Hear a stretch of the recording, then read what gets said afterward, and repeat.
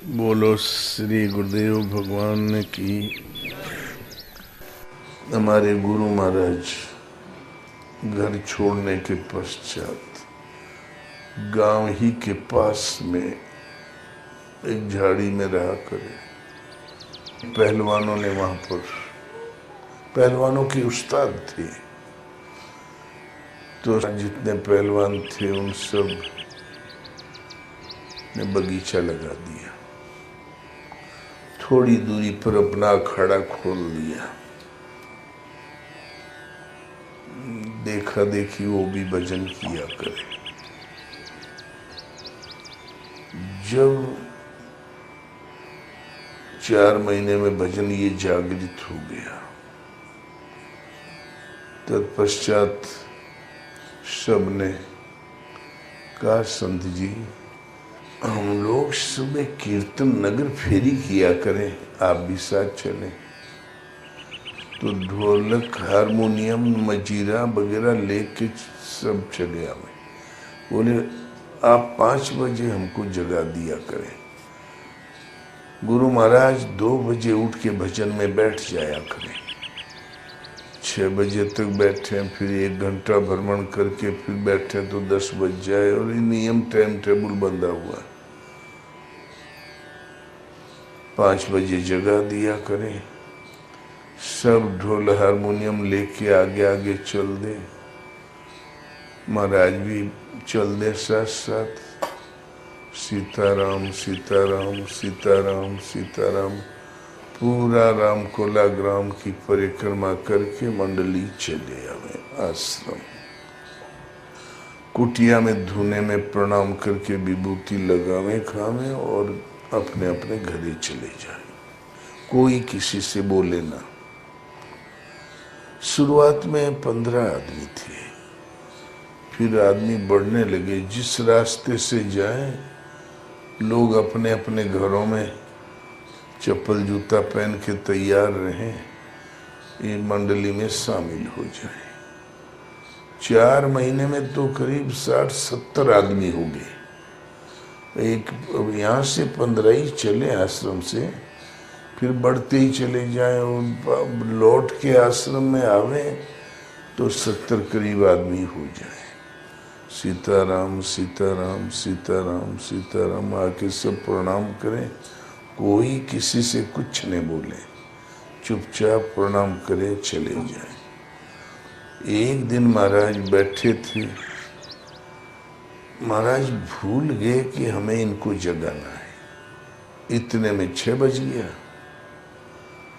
बड़बड़ा के सब उठे, बोले अरे संत जी आपने जगाया नहीं। महाराज कुछ बोले ही नहीं। क्या बोले, चूक तो हो गई।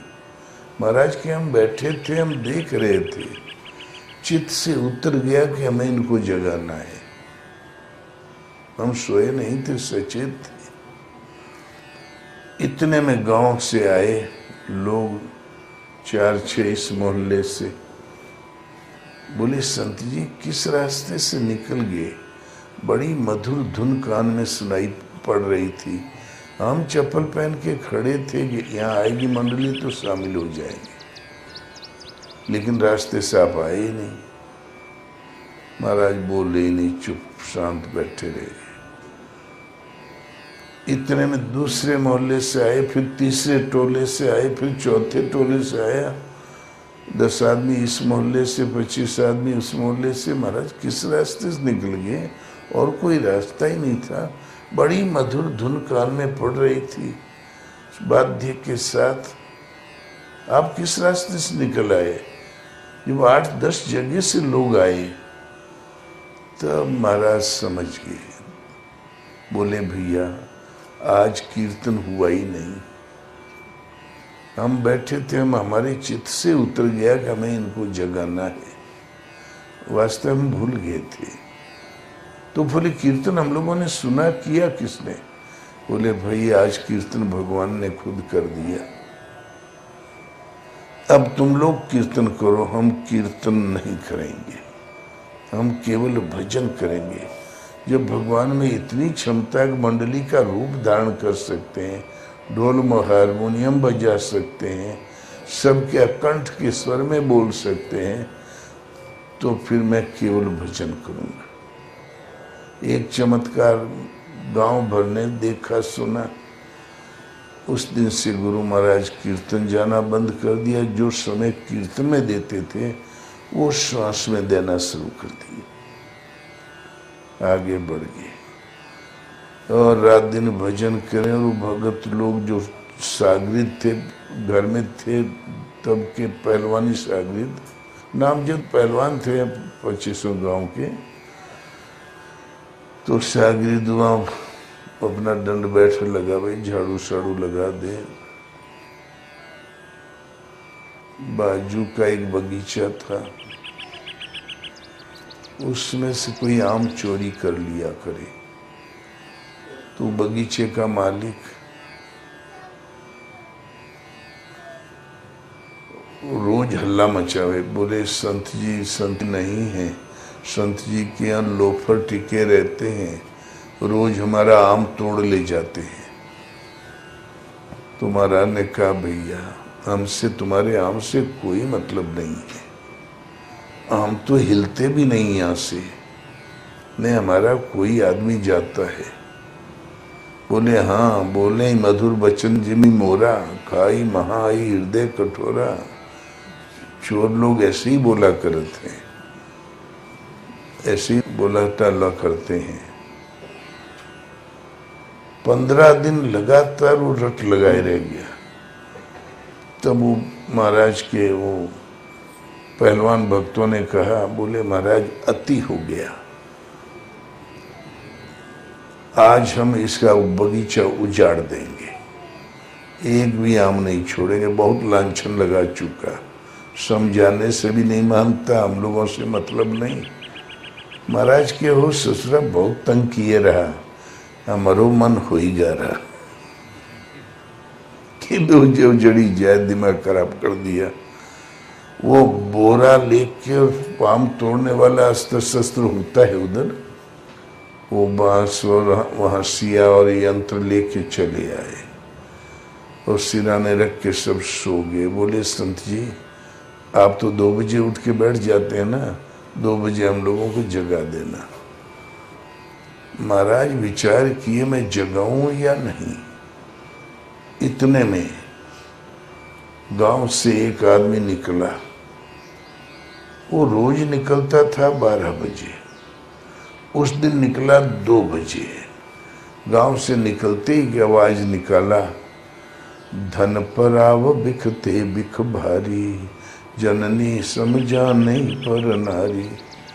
महाराज बोले कौन बोल रहा है इतनी रात को, और बात कुछ गोलमाल सुनाई पड़ी। इतने में चलते हुए कुटिया के बाजू में आया और फिर ललकारा, धन पर आव बिखते बिख भारी, जननी समझा नहीं पर नारी। जहां महाराज ने भली प्रकार सुन लिया, धन पराव विष से भी विष बड़ा होता है, विष से बिख भारी, तब महाराज को अब सुगन होने लगा। तर तर तर तर बाई बाँ फड़कने लगी। बोले अच्छा तो ये हम पाप करने जा रहे हैं। बोले और क्या। तो बोले अच्छा भगवान नहीं जगाएंगे। तो फड़कना बंद हो गया। सुबह बड़बड़ा के उठे, बोले अरे संत जी जगाए नहीं। बोले अरे चुप चुप, भगवान मना कर गए रे। बोले अच्छा महाराज भगवान आए थे। बोले हाँ। उस दिन से पता नहीं क्या हुआ, वो लांछा लगाना बंद कर दिया, गाली देना बंद कर दिया। उसके मन में क्या प्रेरणा हो गई, फिर वो नहीं कहे कि महाराज आप चुराते हैं कि आपके चेला चुराते, पता नहीं उसको किसने मना कर दिया।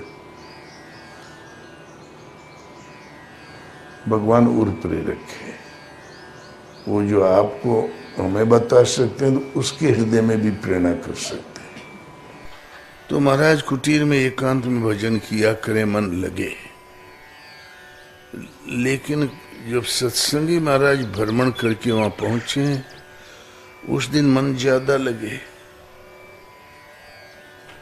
तब गुरु महाराज ने पूछा, महाराज मन तो लगता है, लेकिन आप जब आ जाते हैं, जब जब आते हैं तब तो मन ज्यादा क्यों लगता है?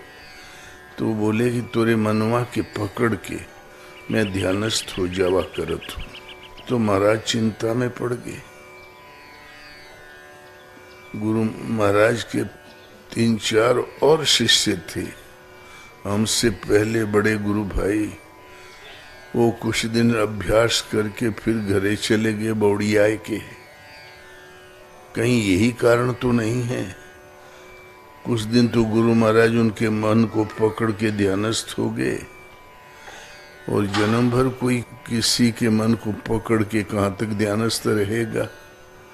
जहाँ छोड़ दिया उनका पुराना मन जग गया, फिर बटबटरा के, और जब नहीं मन का संतुलन बैठा तो भाग गए घर। कहीं यही घटना हमारे साथ न हो जाए। भीतर भीतर सशंकित हो गए। तब प्रार्थना किया, सादर प्रणाम करके बोले, भगवान आप मेरे मन को न रोके, आप ऐसी कृपा करें कि मैं स्वयं अपने मन को रोक सकूं। आप इसके लिए कष्ट न करें, ऐसा आशीर्वाद दें कि मैं ही सफल हो जाऊं। तब सत्संगी महाराज बोले, ठीक ऐसा ही होगा, मेरा आशीर्वाद है तुम्हारे साथ। फिर भजन करने लगे। कुछ ही समय में जैसा सत्संगी महाराज पकड़ के रोकते थे, वैसी ही पकड़ आ गई स्वयं। महाराज का वैसे ही ध्यान लग जाए विधिवत। इसका नाम था परकाया प्रवेश। किसी की काया में प्रवेश करके मन को पकड़ के जैसा चाहे वैसा रोक लें, छोड़ दें, कुछ प्रेरणा कर दें। तो वैसे तो रात दिन भजन करें, जब गुरु महाराज आ जाएं तो सेवा में तत्पर रहें। तो वो कोई साधारण कुटिया झोपड़ी, एक हैंडपंप लग गया था थोड़ा दूर। गुरु महाराज को नहलाने के लिए हैंडपंप पर ले गए। गुरु महाराज बैठ गए हैंडपंप के नीचे। वो लंगड़े बाबा महाराज चलाने लगे और गुरु महाराज नहाने लगे। इतने में एक बिटिया 16 साल की आई, घड़ा लेके, कभी पैंतरा बांझ के इधर खड़ी हो जाए, फिर इधर खड़ी हो जाए, फिर इधर खड़ी हो जाए, कभी इधर। तो महाराज उसकी ओर देख लिया करें, थोड़ा धीरे धारण कर, गुरु महाराज को नहा लेने दे। महाराज के ही आश्रय था। वो ऐसे नहाते नहाते जान गया बिटिया की ओर देख रहा है। देखा नहीं था, वैसे वो अंतर्यामी थे वो महापुरुष। बोले देख रहा है। बोले बंद कर, चलाना बंद कर। उठ के खड़े हो गए। भर गड़ा भर, जो भाग यहाँ से चला गया। फिर बोले मछली कैसे मारा जाता जानता है? देख, कटिया में ऐसे चारा चिपका के ऐसे फेंक देते हैं, और फिर बाद में मछली पहले दूर से देखती है और देखेगी और चली जाएगी, फिर आएगी, थोड़ी लुबुर चाटेगी और फिर चली जाएगी। 2-3 बार तो ऐसा ही एक्शन करेगी, फिर आएगी, दौड़ के गप देना पकड़ लेगी, तो कटिया उसके गाल में ऐसे फंस जाएगी। जहाँ डोरा हिला तो जो मारने वाला है ना, वो उठा के पटक देगा, धौं देना ऐसे। जानत है? तो बोले हाँ गुरु महाराज जानत हो। फिर सर्वा कहते जानत हूँ। बोले देख रहे, पहले ऐसे कटिया में चारा चिपकाए के और फिर बाद में वैसे फेंक देते। फिर मछलियां दूर से पहले टुकड़ ताकत है, फिर आस्ते आस्ते करीब आवत है, और फिर लुबुर लुबुर चाटते थे, और फिर 2-3 बार, और फिर गप देना पकड़ लेते, तो ऐसे पकड़ गटिन फंस जाते ऐसे।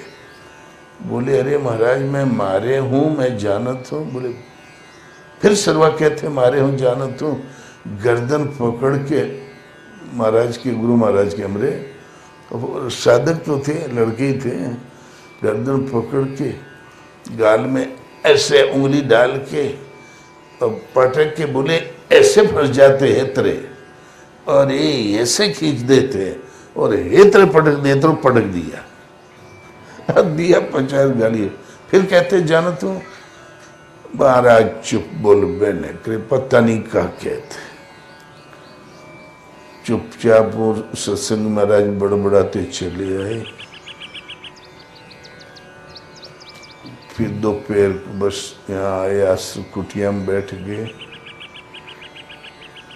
2 बजे के बाद, शाम को 3 बजे करीब, जब 2 बजे के बाद जब भगत लोग आए तो सत्संगी महाराज को प्रणाम किया। फिर उधर बढ़े, बोले कहाँ जाते? बोले जरा संत जी को प्रणाम कर ले। बोले इनकी संत जी की ऐसी की तैसी, तो हर संत जी सर मेरिया ताकत है। फिर गुरु महाराज क्या कह रहे हैं संत जी? बोले भाई हमें तो नहीं मालूम। बोले का ताकत रहा रे? वो बिटिवा की का ताकत रहा? बोले रे महाराज कोई दुर्भावना नहीं, हम यही कह रहे थे कि गुरु महाराज को स्नान कर ले, थोड़ा धीरे धार कर। बोले तो ही हरामी की साले, पहले ऐसे ही टुकुर टुकुर ताका जाते, फिर लुबुर लुबुर छुआ जाते। 50 गाली दिया। फिर महाराज ही बताया करें। तो इतना तगड़ा उपदेश हो गया। गुरु महाराज हम लोगों के ऊपर ऐसी चाँप चढ़ाया रहा करें, ये किस्सा बराबर सुना हुआ। उस दिन से महाराज सदैव सतर्क, उठना बैठना चलना, माई लोगों को एक तरफ बैठाना, पुरुषों को एक तरफ बैठाना, ये गुरु महाराज की एक आश्रमीय शिक्षा का अंग बन गया। भूख प्यास का आस्ते आस्ते भान ही मिट गया। पहले घर ले जाने के लिए गांव भर मना रहा था, माई आग बबूला होके मना रही थी। फिर अंत में सब हताश हो गए कि भाई अब नहीं जाएंगे घर। जब कोई मनाने वाला नहीं रहा तो महाराज के घर वाली श्रीमती जी मनाने के लिए चली। एक दिन रात को 9 बजे 16 श्रृंगार करके